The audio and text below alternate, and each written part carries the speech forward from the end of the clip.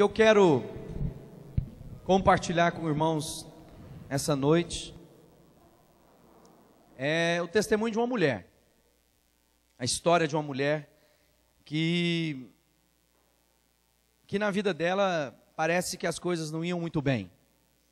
Essa mulher conta a sua história dizendo de que ela era alguém que queria construir família, mas que um divórcio, após outro divórcio, mais outro divórcio, e parece que ela nunca conseguia constituir a família que ela tanto almejava, desejava. Uma mulher trabalhadora, uma mulher que fazia, que trabalhava no seu dia a dia, não era alguém que estava desocupado, não era alguém que tinha preguiça, mas alguém que estava fazendo as suas funções, mas havia uma sede de vida. Conta a história que ela desejava ardentemente encontrar um dia o Salvador, encontrar a salvação para a sua vida, aquilo que poderia trazer resposta para a sua existência. Muitas vezes na nossa vida a gente está fazendo isso. Antes de Cristo, nós tentamos encontrar as respostas, ou a felicidade, ou a plenitude, a realização, em tantas coisas. E até hoje, se a gente não tiver cuidado, a gente está imaginando que são algumas coisas que vão entrar na nossa vida e vai produzir alegria, realização, satisfação na nossa vida. Mas a Bíblia vai nos ensinando que não é bem assim. Eu fico vendo, quando a gente está falando das gerações, de cada vez mais as mudanças, né, de gerações, há todo um conflito nos dias de hoje. As empresas não sabem como fazem com os novos trabalhadores, porque eles são diferentes dos avós, dos pais, que às vezes tinha aquela ideia de que vão trabalhar naquela empresa até o final dos dias, como às vezes uma cultura meio japonesa, vai dedicar a vida a uma empresa só. A Bíblia diz, os levantamentos dizem que hoje, que os jovens vão mudar de emprego 8 a 10 vezes até 30 e poucos anos de idade. Estão inquietos. Então há muitas coisas que a gente tem que aprender. Algumas coisas que estão sendo propostas como nova forma de viver, né, na sua vida, parece um pouco a história daquela mulher. A tentativa de encontrar algo que vá satisfazer. Então, é cama após cama, né, uma disfunção sexual cada vez maior. Eu vejo que, quando eu fico pensando numa vida sem Cristo, eu tenho um testemunho da minha casa. Eu sou filho de pais divorciados, de avós de ambas as partes divorciados, de tios, na sua grande maioria, divorciados, em que as famílias não conseguiram sobreviver aos desafios do dia a dia. Por quê? Porque faltou algo que era âncora, algo que balizasse, que direcionasse, que conduzisse os valores, que conduzisse a conversão do coração do marido para a esposa, da esposa para o marido. E aí agora eu não estou falando de religião. Às vezes a religião é capaz de servir de alguma muleta, por algum momento, por algum instante, mas não é capaz de transformar o homem no seu interior. Às vezes ela consegue dar uma roupagem nova do seu exterior. Então, quando Cristo entrou na minha vida, Ele entrou para mudar a história, não apenas minha, mas da minha família. O problema é que cada vez mais, quando a gente está vivendo, e a gente vai ver isso na Bíblia, quanto mais a gente vai encontrar reis que serviram a Deus, filhos de reis que se rebelaram contra Deus, profetas que serviram a Deus, filhos rebeldes que não serviram a Deus, temos pais ruins com filhos bons, temos pais bons com filhos ruins, né? Então é um desafio. E qual é o desafio? Que cada um possa encontrar na sua vida aquilo que vale a pena viver e morrer. Ou seja, um valor que vai agora conduzir, direcionar a minha existência, a minha história. Não é mais agora eu por eu mesmo, não é mais a minha satisfação pessoal que interessa. Não, agora eu quero satisfazer o coração do meu pai, que mudou a minha história, que entrou na minha vida, que mudou meu coração. E às vezes as pessoas estão fazendo tantas coisas, né, na tentativa de encontrar a realização. E é isso que acontece na vida dessa mulher. Eu queria que você abrisse lá em João, no capítulo 4,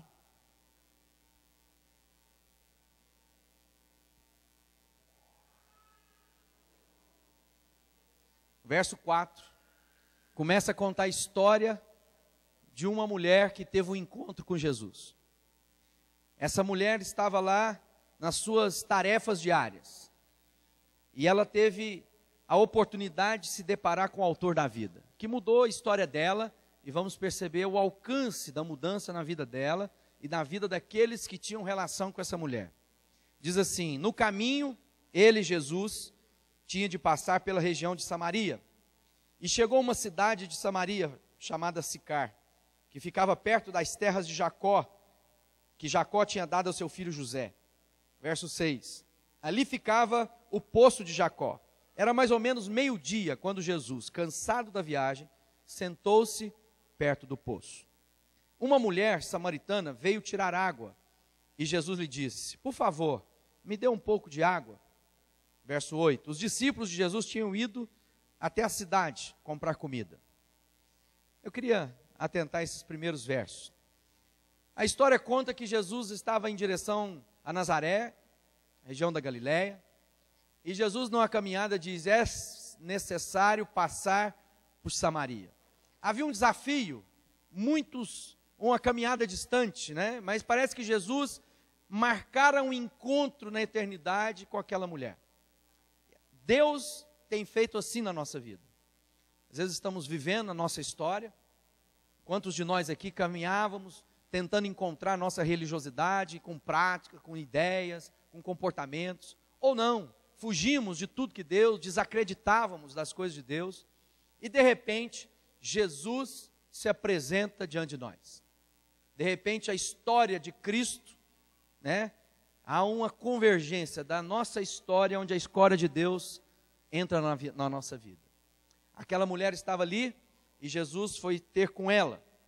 Lá em Apocalipse, no capítulo de número 3, você não precisa abrir não, eu vou ler o versículo, fala um pouco desse momento na vida de cada um de nós. Jesus lá diz assim: escutem, eu estou à porta e bato. Se alguém ouvir a minha voz e abrir a porta, eu entrarei na sua casa e nós jantaremos juntos. Então presta atenção que há momentos na nossa vida que estamos vivendo, conduzindo a nossa história, e Jesus se apresenta diante de nós. Ele vem ao nosso encontro. Ele é o Cordeiro que veio ao mundo. Ele é o Deus que veio até nós. Não fomos nós que nos achegamos a Deus. Não fomos nós que fomos a Deus. Foi Deus que veio até nós. Aquela mulher estava lá como um dia qualquer. Ela tinha uma das funções das mulheres naquela época, que não tinha água encanada naquela região, né? Em outras cidades maiores, como Roma, já tinham cidades, como a Roma, já tinha cidade com água encanada, com tudo aquilo, com tantas coisas. Mas o caso daquela mulher não tinha. Ela tinha de ir pegar o cântaro, ou vaso, ou pote, colocar nas costas, e todos os dias sair da sua casa, ir ao poço, tirar a água e trazer de volta para a casa dela, para que ela pudesse fazer o alimento, lavar as coisas que precisavam ser lavadas, dar de beber aos animais e tantas coisas. Era uma função dela. Na nossa vida, às vezes nós estamos assim, trabalhando, tentando sobreviver, tentando encontrar alegria, felicidade, realização, em tantas coisas, com o nosso dia a dia. E se você olhar o seu dia a dia, e o momento em que Cristo entrou na sua vida, talvez você vai dizer: foi um dia qualquer, que de repente, Deus entrou na minha vida. Foi um dia que eu fui num jantar, que eu não sabia bem do que se tratava, e alguém deu um testemunho, e eu pensei: é isso que eu preciso da minha vida. Foi um dia em que a noite começava a ficar longa demais, e eu fiz uma oração, e de repente Deus falou comigo. Ou foi um dia que eu estava lá, numa madrugada estranha, quando eu liguei a televisão, e eu vi uma mensagem e disse: eu quero isso para a minha vida. Foi um amigo, seu pai, sua mãe, alguém que um dia disse: o que você está precisando na sua vida é de Deus. E nós sabemos que aquela mulher não tinha ido ali ao poço para fazer um serviço religioso, ela não estava em busca de respostas, buscando água naquele lugar. Mas de repente Jesus entrou na vida dela e diz para mim e para você: olha que eu estou à porta e bato. Se você abrir sua vida para mim, eu vou ceiar com você, eu vou jantar com você, eu vou fazer parte da sua vida, eu vou ter comunhão com você, você vai ser capaz de desfrutar comigo a mesa que eu tenho preparado, que é o que o salmista diz: o Senhor prepara para nós uma mesa, o Senhor tem um lugar de banquete. O lugar que o Senhor tem para a nossa vida, amado, não é um lugar de vômito. O que Deus tem para a nossa vida é um lugar de banquete. O que acontece? No verso 9, A mulher responde. Jesus chega lá e fala assim, tem jeito de você tirar água para mim? Ele puxa a conversa.